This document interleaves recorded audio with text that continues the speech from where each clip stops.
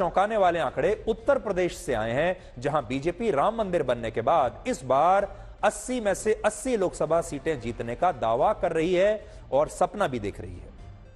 लेकिन एक चौंकाने वाली बात यह है कि हमारे सर्वे के मुताबिक बीजेपी को उत्तर प्रदेश में 80 में से 70 सीटें, अपना दल को 2 सीटें, समाजवादी पार्टी को 7 सीटें और कांग्रेस को 1 सीट पर जीत मिल सकती है।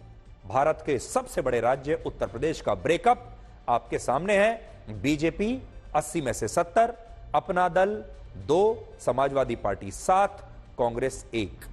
इसका मतलब समाजवादी पार्टी वहां पर ठीक ठाक रूप से बनी हुई है, यानी बीजेपी उत्तर प्रदेश में अपने 2014 के रिकॉर्ड को भी नहीं तोड़ पाएगी। 2014 में बीजेपी को उत्तर प्रदेश में 72 सीटें मिली थी 80 में से, और यह एक बहुत बड़ी बात है क्योंकि इस बार उत्तर प्रदेश के अयोध्या में राम मंदिर बनने के बाद चुनाव होने वाले हैं और उम्मीद यह की जा रही थी कि इस बार BJP all time best performance Uttar Pradesh में देने वाली है राम मंदिर की वजह से।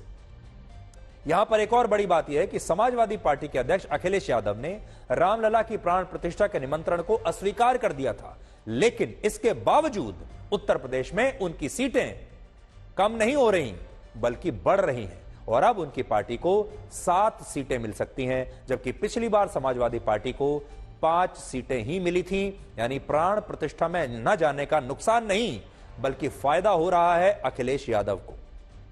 और प्राण प्रतिष्ठा का इतना भव्य कार्यक्रम, राम मंदिर, इतना भव्य राम मंदिर बनाने के बाद भी बीजेपी की जो टैली है वो जस के तस वहीं पर जम गई है, कोई फायदा नहीं हो रहा। अब आप ये देखिए कि क्या इस बार विपक्षी दलों को इंडिया गठबंधन का फायदा होगा। ये जो इंडिया नाम का गठबंधन बनाया विपक्षी दलों ने, क्या इसका फायदा हो रहा है? तो इसके आंकड़े भी बड़े दिलचस्प हैं और इन आंकड़ों से यह पता चलता है कि इस गठबंधन से विपक्ष को सिर्फ महाराष्ट्र और बिहार में लाभ होने वाला है और यह लाभ भी काफी मामूली फायदा है। और बाकी राज्यों में तो स्थिति यह है कि विपक्षी दल गठबंधन की वजह से बीजेपी को नुकसान पहुंचाने की बजाय एक दूसरे को ही ज्यादा नुकसान पहुंचा रहे हैं। जैसे पंजाब में लोकसभा की 13 सीटें हैं, जिनमें से पिछली बार कांग्रेस को 8 सीटें मिली थी, आम आदमी पार्टी को 1 सीट, बीजेपी को 2 और शिरोमणि अकाली दल को भी 2 सीटें पिछली बार मिली थी। यह 2019 का आंकड़ा आप देख लीजिए। लेकिन आज अगर पंजाब में चुनाव होते हैं लोकसभा के, तो बीजेपी को कोई नुकसान नहीं होगा और वो पिछली बार की तरह 2 सीटें ही जीतने में कामयाब रहेगी। लेकिन कांग्रेस और आम आदमी पार्टी के बीच सीटें बंट रही हैं और दोनों पार्टियों को 5-5 सीटों पर जीत मिलने का अनुमान है। यानी आम आदमी पार्टी कांग्रेस की सीटें काट लेगी और इस इंडिया गठबंधन से पंजाब में कांग्रेस को सबसे ज्यादा नुकसान हो रहा है और कांग्रेस के हिस्से की जो सीटें हैं वो आम आदमी पार्टी ले जा रही है। तो आम आदमी पार्टी को 4 सीटों का फायदा हो रहा है पंजाब में, कांग्रेस को 3 सीटों का नुकसान हो रहा है, बीजेपी जहां थी वहीं पर है और अकाली दल जो है उसे 1 सीट का नुकसान हो रहा है। इसी तरह जम्मू कश्मीर में भी इस गठबंधन से बीजेपी को कोई नुकसान नहीं होगा, यानी इंडिया गठबंधन से, और बीजेपी पिछली बार की तरह इस बार भी 3 सीटें जीत सकती है। लेकिन कांग्रेस को जम्मू कश्मीर में 1 सीट मिलने से फारूक अब्दुल्ला की पार्टी को नुकसान हो सकता है और जम्मू कश्मीर की तरह झारखंड में भी विपक्ष का इंडिया गठबंधन बीजेपी का नहीं बल्कि अपना खुद का नुकसान कर रहा है।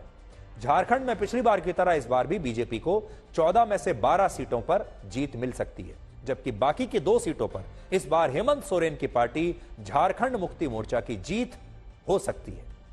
यहां बड़ी बात यह है कि पिछली बार कांग्रेस और झारखंड मुक्ति मोर्चा को झारखंड में 1-1 लोकसभा सीट पर जीत मिली थी, लेकिन इस बार झारखंड मुक्ति मोर्चा की 1 सीट बढ़ रही है और कांग्रेस 0 पर आ सकती है। यानी वहां भी इंडिया गठबंधन बीजेपी को नहीं बल्कि खुद को ही नुकसान पहुंचा रहा है।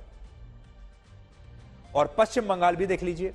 पश्चिम बंगाल में बीजेपी की 1 सीट बढ़ सकती है और उसे वहां की 42 में से 19 सीटों पर जीत मिल सकती है, जबकि ममता बनर्जी की पार्टी को, टीएमसी को 22 सीटों पर जीत मिल सकती है और कांग्रेस को भी वहां पर 1 सीट मिलने का अनुमान है। पिछली बार कांग्रेस को 2 सीट मिली थी, बीजेपी को 18 मिली थी, जबकि टीएमसी ने पिछली बार भी 22 सीटें ही जीती थी और लेफ्ट पार्टियों का पश्चिम बंगाल में खाता नहीं खुला था, एक भी सीट वामपंथी दलों को नहीं मिली थी। लेकिन इस बार पश्चिम बंगाल में बीजेपी कांग्रेस से एक सीट छीन सकती है और पश्चिम बंगाल के नतीजों से भी यह पता चलेगा कि जिस राज्य में 34 वर्षों तक सीपीएम की सरकार रही और 2011 तक सीपीएम वहां सत्ता में थी, वो आज सिर्फ 12-13 वर्षों के अंदर ही पश्चिम बंगाल से अब पूरी तरह समाप्त हो चुकी है। एक भी सीट सीपीएम को पश्चिम बंगाल में नहीं मिल रही है। तो देखिए, पश्चिम बंगाल में बीजेपी 19 सीटें, एक सीट का फायदा, कांग्रेस एक सीट जीत रही है, उसे एक सीट का नुकसान हो रहा है, और टीएमसी 22 सीटें जीत रही है और वो उतनी ही सीटें जीत रही है जितनी पिछली बार जीती थी।